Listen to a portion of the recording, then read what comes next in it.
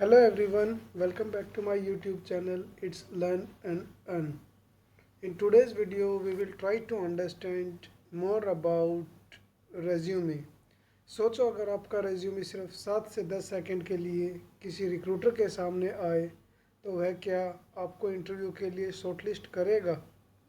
सच्चाई यह है कि बहुत से कैंडिडेट इसलिए रिजेक्ट नहीं होते क्योंकि उनमें टैलेंट, स्किल्स, अचीवमेंट की कमी होती है, बल्कि इसलिए रिजेक्ट होते हैं क्योंकि उनका रेज्यूमे उनकी स्किल्स, अनुभव, एक्सपीरियंस, टैलेंट को सही तरीके से दिखा ही नहीं पाते रेज्यूमे के अंदर। आज के इस वीडियो में मैं आपको बताऊंगा कि रेज्यूमे क्या होता है, रिक्रूटर रेज्यूमे में क्या देखता है, रेज्यूमे का स्ट्रक्चर या कंटेंट क्या होना चाहिए, या रेज्यूमे में क्या क्या गलती हो सकती हैं, एंड रेज्यूमे क्यों इम्पोर्टेंट है। So let's begin with our first part. Basically what is resume? तो रेज्यूमे एक फ्रेंच वर्ड है जिसका मतलब है समरी। तो रेज्यूमे एक प्रोफेशनल डॉक्यूमेंट होता है, जैसे कि उसमें education, skills, work experience, project, certifications, achievement and personal details को शॉर्ट एंड ऑर्गेनाइज्ड वे में या ऑर्गेनाइज्ड फॉर्मेट में रिप्रेजेंट या प्रेजेंट किया होता है। रिक्रूटर रेज्यूमे देखकर डिसाइड करता है कि आपका इंटरव्यू के लिए सूटेबल प्रोफाइल है कि नहीं है। यहाँ हम समझ पाते हैं कि रेज्यूमे एक डॉक्यूमेंट नहीं, वो हमारे लिए मार्केटिंग ब्राउचर है। सो ऑर्गेनाइजेशन या कंपनी हमें नहीं जानती, आपको नहीं जानती, मेरे को नहीं जानती। रेज्यूमे ही पहला इम्प्रेशन क्रिएट करता है हमारे लिए एक ओपन रोल के लिए ऑर्गेनाइजेशन के अंदर।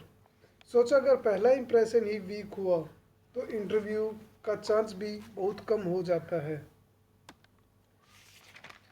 So next, what does a recruiter look for in A resume? So basically बहुत लोगों का थॉट रहता है या बोले कि सब सोचते हैं रिक्रूटर पूरा रेज्यूमे लाइन बाय लाइन पढ़ता है, देखता है, लेकिन रियलिटी बिल्कुल इससे अलग है। Recruiter maximum 10 to 15 minute invest करता है to decide whether your profile is suitable for the open role और नॉट। एक बात नोट करते हैं, सबसे पहले रिक्रूटर जनरली कौन से पॉइंट्स को कंसिडर करता है या नोटिस करता है रेज्यूमे। फर्स्ट, कैंडिडेट का करंट रोल क्या है, मतलब अभी करंटली वो कैंडिडेट क्या या किस स्किल्स पे काम कर रहा है, उसका टोटल एंड रिलेवेंट एक्सपीरियंस क्या सेम है, एजुकेशन क्वालिफिकेशंस क्या है, कैंडिडेट ने अपने प्रीवियस एक्सपीरियंस में या एजुकेशन के टाइम पे कौन से अचीवमेंट्स अचीव किए हैं, एंड एक कैंडिडेट कितना स्टेबल है जॉब के टाइम, मीन्स कितने टेनवर तक एक पर्टिकुलर ऑर्गेनाइजेशन में जॉब करता है। तो ये कुछ चीज़ें थी जो रिक्रूटर एक रेज्यूमे को गो थ्रू करते वक्त कंसिडर करता है, नोटिस करता है। तो नेक्स्ट स्लाइड पे मूव करते हैं कि रेज्यूमे में कौन से कंटेंट होते हैं। Most important part is name of the candidate and then contact details. So सिर्फ कॉन्टैक्ट डिटेल्स में हमें कैंडिडेट का mobile number, professional email ID, LinkedIn का लिंक एंड लोकेशन में सिर्फ सिटी का नाम लिखना होता है, लेकिन हम लोग यहाँ पे कभी भी कंप्लीट एड्रेस नहीं लिखते, वो मैंडेटरी नहीं होता है। Then professional summary.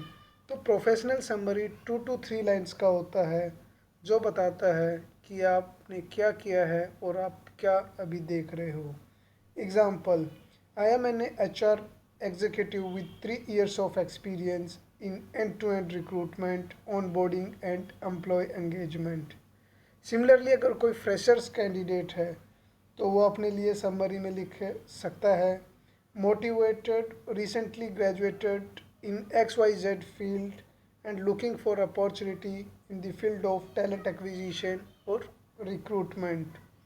Next resume का इम्पोर्टेंट पार्ट है skill set, which include both technical and soft skills. Suppose for an example, अगर कोई रिक्रूटमेंट का है, रिक्रूटर का जॉब देख रहा है, तो he can mention recruitment, talent acquisition, MS Excel, PowerPoint, Outlook, ATS, interview coordination, communication skills into his or her resume in the part of skill set. Similarly, experience ये सबसे important part है resume का।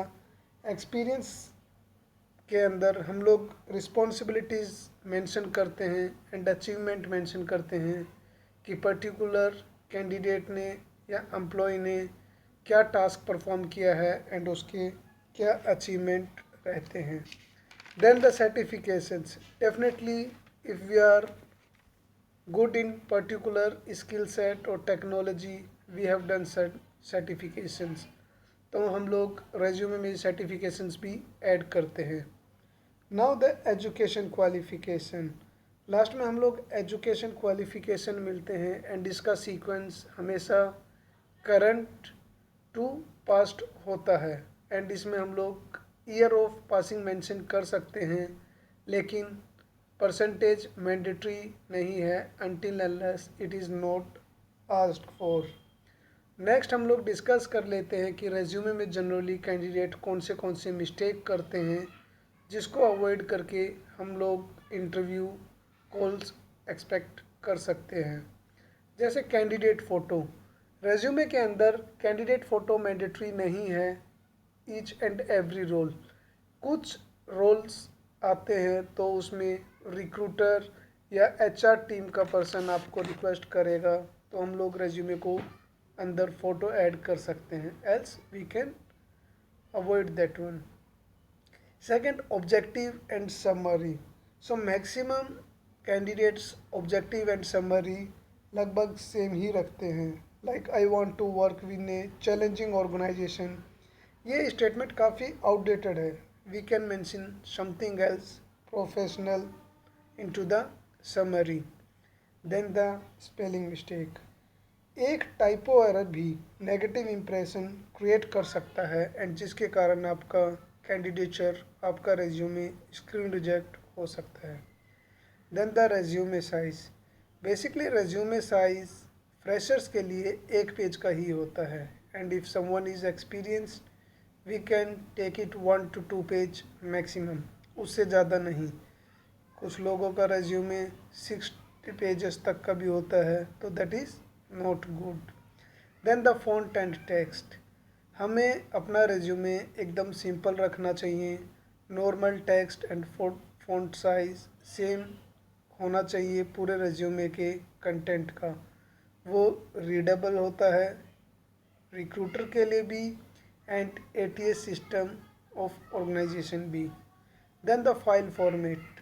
Even I personally noticed कि कुछ candidates अपने resume को image format में share करते हैं, तो वो एक सही तरीका नहीं है, बिकॉज आजकल कंपनीज रेज्यूमे को अपने ऑर्गेनाइजेशन पोर्टल्स पे प्लस एटीएस पे अपलोड करती है एंड इमेज फॉर्मेट उसको कई बार अलाउ नहीं करता है। तो इट्स ऑलवेज रिकमेंडेड कि आपका रेज्यूमे वर्ड या पीडीएफ में होना चाहिए एंड प्रेफर्ड हमेशा पीडीएफ के लिए ही रिकमेंड किया जाता है। So this is about resume. I hope you like my video. Kindly like, comment, share and subscribe for valuable information.